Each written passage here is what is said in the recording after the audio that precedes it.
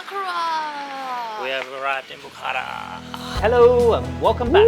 We're Louie and Rose and we're on a Central Asia tour. We've just arrived in Bukhara and this is our journey so far.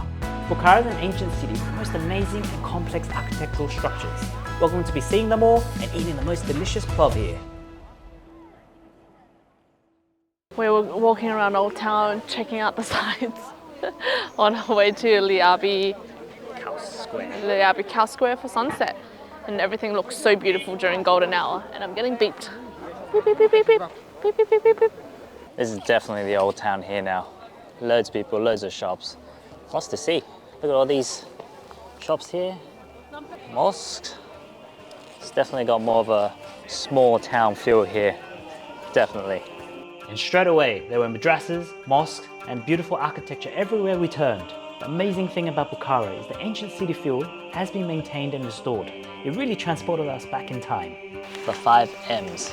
5 M's are mausoleums, mosques, madrasas, minarets, and mosaics. Oh, this is a madrasa. Oh, it's pretty cool here. Gives me like Aladdin, Arabia vibes, especially with these like clay pots here.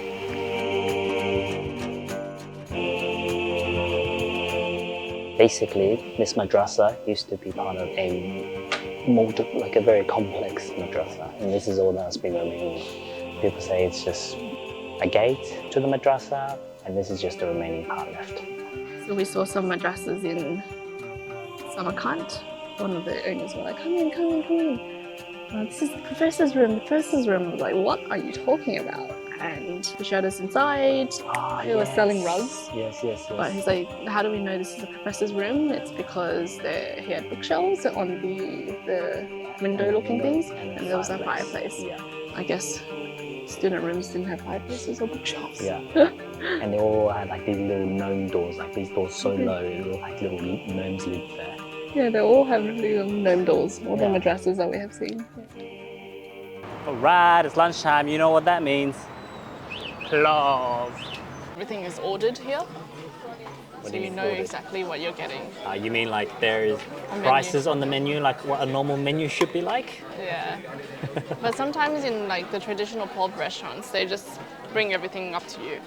And then you just order whatever size PLOV you want, right? Yeah. So what we have, traditional salad of tomatoes, and then this is the thing that I've wanted to try for so long, a Russian cold soup. Okroshka. Okroshka. It doesn't have a strong flavor, so it's quite refreshing. Like watered down yogurt, but like not too sour. Maybe clears the stomach from the greasiness from the PLOV. The basil is really strong flavor. We eat the basil, it's like in the head. It's good. It's a good starter. And next up is our two main dishes. They happen to be both Bukhara and Samarkand PLOV on the menu, so we've got both to compare. Actually gave me enough to get additional items on the menu today, which is the quail eggs and the horse meat with the Samarkand PLOV. I'm gonna try the Samarkand one first. Get a nice bite on that. Not bad. Definitely got that lamb stewy flavor to it. This stuff was a bit tough today, this one. But the rest of it is like quite nice. And let's try a bit of the horse meat. How does horse meat taste compared to the other meats? Yum. It's very tender. It almost like feels like it's been cured a little bit. It's a bit sour, but nice sour. Okay, I'm gonna get a fatty piece. Let's give it a try. Yeah, I think this one definitely tastes blander. The rice on this one's better actually. This one's a little bit more soggier, but still palatable. I think the verdict goes back to this one. The rice on this one is actually a lot better. It's a lot chewier. It's a taste of steamed rice. I don't know if you guys have tasted the difference between steamed rice and like boiled rice, but steamed rice has that very bouncy texture, and this has that. This one here, the Samarkand one, is not as bouncy, so the Bukhara one wins in texture. In terms of flavor, We spent the rest of the afternoon roaming the street, admiring all the different shapes and architectures on the building and soaking in that atmosphere. Bukhara is more than 2,000 years old and is the most complete example of a medieval city in Central Asia, with an urban fabric that has remained largely intact. Ooh, look at that. It's so nice walking through Old Town. It feels like you were there many eons ago. We got artisan here, amazing.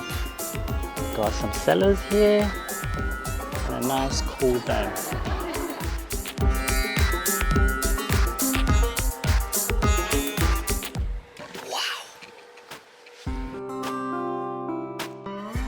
Love it.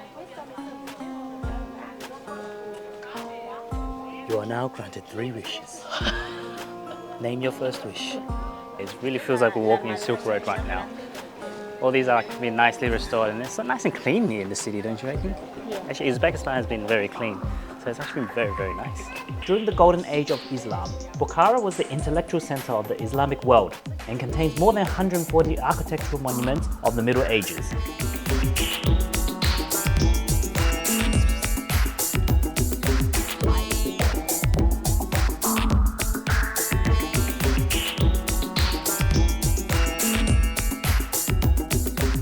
It is sunset now. Take a look at this beautiful view. Madrasas. Minarets, mosques, mosaics, no mosques. No mausoleum. This is the Ark, and just outside where we're walking now is the site used for many public executions and beheadings. The Ark functioned as a royal enclosure over the centuries. We're just walking inside the Ark, the fortress now. Lots of cool things to see. We even did the dress up.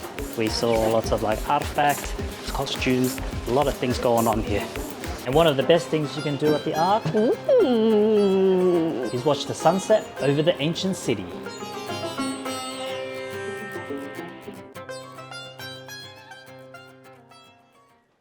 Alright, well that's it guys. Thanks for joining us on this episode in Bukhara. Bukhara. Oh, it's so beautiful. It's like, felt like we were in the ancient Silk Road. So definitely a great place to come visit and see. And I really enjoyed seeing the mosques, madrasas, all the beautiful, the 5 M's. Old Town, it's beautiful, but it is quite small. So I think 1 night, 2 nights. 1-2 nights is enough. Max. Yeah, yeah. The Bukhara PLOV, I think that tasted quite nice. I quite enjoyed that one. Aside from that though, food, go outside the town centre to eat because it's more expensive and actually not that great. Yeah, a lot of touristy stuff. Like the whole historical town is just full of souvenir shops. Yeah. Renovated, like Built. madrasas, domes and stuff like that. Yeah, so it's just got like a touristic vibe, and like the food and restaurants are all like geared towards tourists, so you don't feel like the food is the best quality and good for locals. There's not that many locals there, so go outside of the old town for some good food. We're off to Kiva tonight, catching a 2 a.m. train, so that will be interesting. All right, we'll see you in the next one. Bye.